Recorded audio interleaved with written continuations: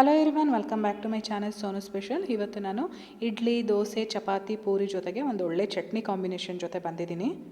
ಈ ಚಟ್ನಿಗೆ ನಾನು ಯಾವುದೇ ರೀತಿ ತೆಂಗಿನಕಾಯಿನ ಉಪಯೋಗಿಸಿಲ್ಲ, ಹಾಗೆ ಹೋಟೆಲ್ ಸ್ಟೈಲಲ್ಲಿ ಮಾಡಿದ್ದೀನಿ. ಬನ್ನಿ ಹೇಗೆ ಮಾಡೋದು ಅಂತೇಳಿ ನೋಡ್ಕೊಳ್ಳೋಣ. ತುಂಬಾ ರುಚಿಯಾಗಿರುತ್ತೆ, ತುಂಬಾ ಕ್ವಿಕ್ಕಾಗಿ ಆಗುತ್ತೆ. ಬನ್ನಿ ಹಾಗಾದರೆ ಈ ಚಟ್ನಿನ ಹೇಗೆ ಮಾಡೋದು, ಏನೇನೆಲ್ಲ ಇಂಗ್ರೀಡಿಯೆಂಟ್ಸ್ ಬೇಕು ಅಂತೇಳಿ ನೋಡ್ಕೊಳ್ಳೋಣ. ಮೊದಲನೇದಾಗಿ ಸ್ಟವ್ ಮೇಲೆ ಒಂದು ಫ್ರೈಯಿಂಗ್ ಪ್ಯಾನ್ ಇಟ್ಕೊಂಡಿದ್ದೀನಿ. ಈ ಪ್ಯಾನ್ ಸ್ವಲ್ಪ ಬಿಸಿ ಆದಮೇಲೆ 2 ಟೇಬಲ್ ಸ್ಪೂನಷ್ಟು ಕಡಲೆಕಾಯಿ ಬೀಜನ ಸೇರಿಸಿದ್ದೀನಿ.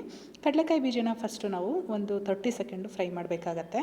ಅದು ಸ್ವಲ್ಪ ಫ್ರೈ ಆದಮೇಲೆ ಇದಕ್ಕೆ 2 ಟೇಬಲ್ ಸ್ಪೂನಷ್ಟು ಹುರ್ಗಡ್ಲೆ ಸೇರಿಸ್ತಾ ಇದ್ದೀನಿ. ಇವಾಗ ಕಡಲೆ ಮತ್ತು ಕಡಲೆಕಾಯಿ ಬೀಜ ಏನಿದೆ ಎರಡನ್ನೂ ಕೂಡ ಹದವಾಗಿ ನಾವು ಹುರ್ಕೊಳ್ಬೇಕಾಗತ್ತೆ. ಸ್ವಲ್ಪ ಕಲರ್ ಚೇಂಜ್ ಆಗಬೇಕು. ಆದಷ್ಟು ಮೀಡಿಯಮ್ ಫ್ಲೇಮಲ್ಲಿ ಇಟ್ಕೊಂಡು ಹುರ್ಕೊಳ್ಳಿ, ಇಲ್ಲ ಅಂತ ಅಂದರೆ ಕಡಲೆ ಎಲ್ಲ ಬೇಗ ಸೀದೋಗ್ಬಿಡುತ್ತೆ. ಇವಾಗ ನೋಡಿ ಈವನ್ನಾಗಿ ರೆಡಿಯಾಗಿದೆ. ಇದನ್ನು ಎತ್ತಿ ಒಂದು ಸೈಡಲ್ಲಿ ಎತ್ತಿಟ್ಟಿರ್ತೀನಿ ತಣ್ಣಗಾಗಲಿಕ್ಕೆ ಅಂತೇಳಿ. ಮತ್ತು ಅದೇ ಪ್ಯಾನ್ಗೆ ನಾನು 2 ಹಸಿರು ಮೆಣಸಿನ್ಕಾಯಿ ಹಾಗೆ 3 ಇಸಳು ಬೆಳ್ಳುಳ್ಳಿನ ಸೇರಿಸಿದ್ದೀನಿ, ಸಿಪ್ಪೆ ತೆಗೆದು. ಅದ್ರ ಜೊತೆಗೆ ನಾನು ಕರ್ಬೇವಿನ ಸೊಪ್ಪು, ಹಸಿ ಕರ್ಬೇವಿನ ಸೊಪ್ಪು ಇದ್ದರೆ ತೊಗೊಳ್ಳಿ, ಚೆನ್ನಾಗಿರುತ್ತೆ. ಕರ್ಬೇವಿನ ಸೊಪ್ಪು ಇಲ್ಲಿ ಕ್ರಿಸ್ಪ್ ಆಗಬೇಕು ನೋಡಿ, ಈ ರೀತಿ. ಇವಾಗ ಇದನ್ನು ಕೂಡ ಎತ್ತಿಡ್ತಾ ಇದ್ದೀನಿ, ರೆಡಿಯಾಗಿದೆ. ಎಲ್ಲದೂ ಕೂಡ ತಣ್ಣಗಾದಮೇಲೆ ಒಂದು ಮಿಕ್ಸಿ ಜಾರ್ಗೆ ನಾನಿಲ್ಲಿ ಸೇರಿಸ್ಕೊಳ್ತಾ ಇದ್ದೀನಿ. ನಾನೀಗ ಏನೇನು ರೋಸ್ಟ್ ಮಾಡ್ಕೊಂಡಿದ್ನೋ ಅದನ್ನೆಲ್ಲ. ಅದ್ರ ಜೊತೆಗೆ ರುಚಿಗೆ ತಕ್ಕಷ್ಟು ಉಪ್ಪು ಹಾಗೆ ಒಂದು ಅರ್ಧ ಟೀ ಸ್ಪೂನಷ್ಟು ಜೀರಿಗೆ ಕೂಡ ಸೇರಿಸ್ತಾ ಇದ್ದೀನಿ. ಇವಾಗ ರುಬ್ಬೋದಕ್ಕೆ ನಮಗೆ ನೀರು ಎಷ್ಟು ಬೇಕಾಗುತ್ತೋ ನೋಡಿ ನೀರು ಹಾಕ್ಕೊಂಡು ಈ ರೀತಿ ನುಣ್ಣಗೆ ರುಬ್ಕೊಳ್ಬೇಕು. ನುಣ್ಣಗೆ ರುಬ್ಬಿದ್ದಾದಮೇಲೆ ನಾನಿಲ್ಲೊಂದು ಬೌಲ್ಗೆ ಟ್ರಾನ್ಸ್ಫರ್ ಮಾಡಿ ಇಟ್ಕೊಂಡಿದ್ದೀನಿ. ನೀರು ಚಟ್ನಿ ಥರ ಬೇಕು ಅನ್ನೋರು ಸ್ವಲ್ಪ ನೀರನ್ನು ಆ್ಯಡ್ ಮಾಡ್ಕೊಳ್ಬೋದು. ಇವಾಗ ಸ್ಟವ್ ಮೇಲೆ ಒಂದು ಚಿಕ್ಕ ಕಡಾಯಿ ಇಟ್ಕೊಂಡಿದ್ದೀನಿ.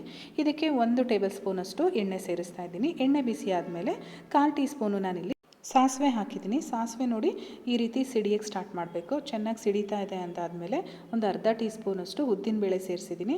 ಉದ್ದಿನಬೇಳೆನೂ ಅಷ್ಟೇ ಕ್ರಿಸ್ಪಾಗಿ ನಮಗೆ ಫ್ರೈ ಆಗಬೇಕು. ಹಾಗೆ ನಾನಿಲ್ಲಿ ಒಂದೇ ಒಂದು ಬ್ಯಾಡಗಿ ಮೆಣಸಿನ್ಕಾಯಿನ ಈ ರೀತಿ ಕಟ್ ಮಾಡಿ ಹಾಕಿದ್ದೀನಿ.